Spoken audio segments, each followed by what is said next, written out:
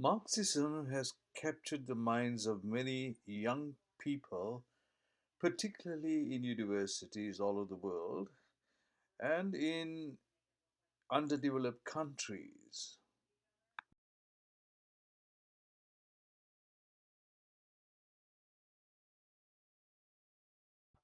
It comprises mainly distortions of fact and truth. Marxism contains an aberration of Judeo Christian principles, appealing to non rigorous minds. Naturally, it failed. Marx replaced the messianic redeemer of humanity with the proletariat redemption. He was neither a scientist or scholar, so used the inexact disciplines economics and politics for his ineffective philosophy.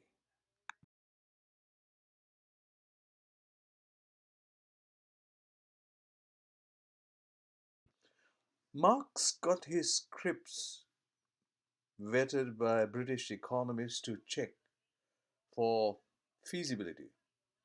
But there was always a lack of logic and coherence caused by confusion in his minds and in the writings. There was also a misrepresentation of fact and forgery which kept it all. He was ambivalent to facts as he did to Hegel's philosophy, which runs through his mind. Hegel was Marx's great influence.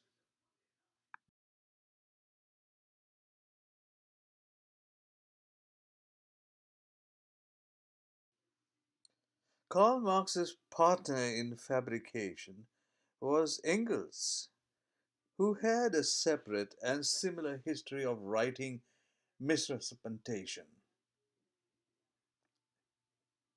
He was longtime partner in the shoddy works.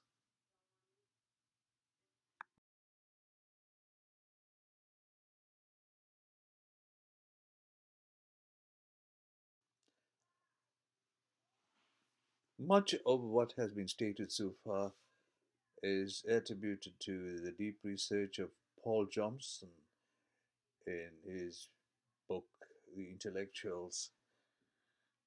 And he does attribute non rigorous minds coming down to Marxism. But is it only that? Or are these also power hungry characters?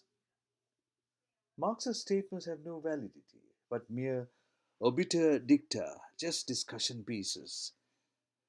Lenin and Stalin carried his explosive illogic to bloody depths, slaughtering thousands of peasants for want of productivity, beings of poverty, the seeds of possibly rebellion.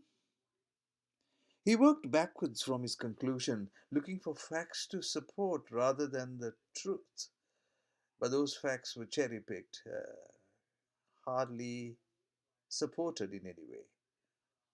No wonder a century of failure led to changes in totalitarian states.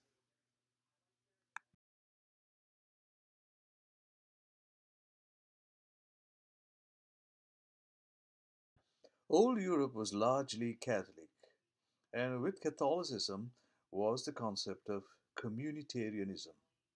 This communitarianism had been retained in Austrian economics, of which Friedrich List was the tremendous influencer on how the individual's interests must be subjugated to the family and the family interests subjugated to the community and the community interests subjugated to society, and thereby everybody benefits from a non-selfish or a selfless activity bringing out their strengths and potential.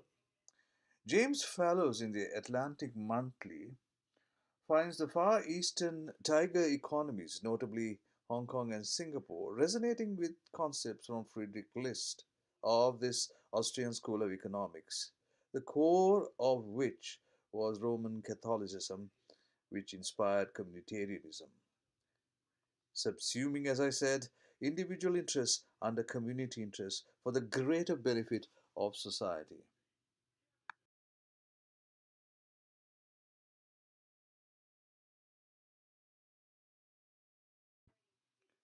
The Catholic philosophy of communitarianism has the family as the building block of society.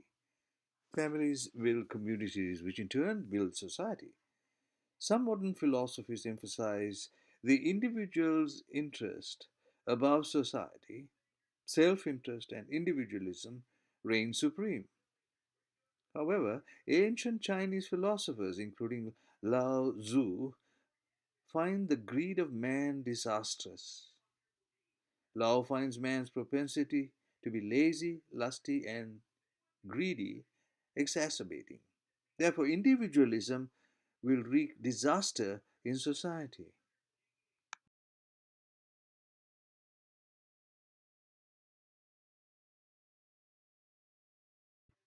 The historical hallmark of statesmanship and communitarianism is the Catholic benevolent Iron Man of Germany, Dr. Konrad Adenauer, who brought Germany out of Hitler's ashes and World War II to become an industrial and economic powerhouse. Catholic communitarianism was evident in his policies. He stands above all statesmen on his public and private reputation.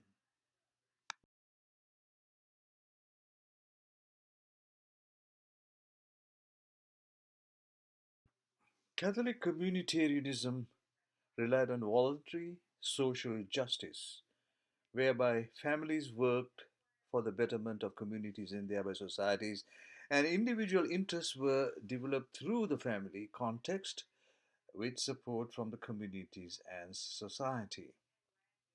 Non Catholic environments allowed individual desires to override group benefits. This conflict of ideals allowed man's inherent greed to drive unethical or criminal behavior. Unbridled capitalism was a breeding ground for man to exploit man with no empirical evidence of the promised trickle down effects to the poor. Control capitalism or communitarianism, like in Germany's Konrad Adenauer, Sweden's Olaf Palme, became the models for left leaning countries on the failure of Marxist ideas.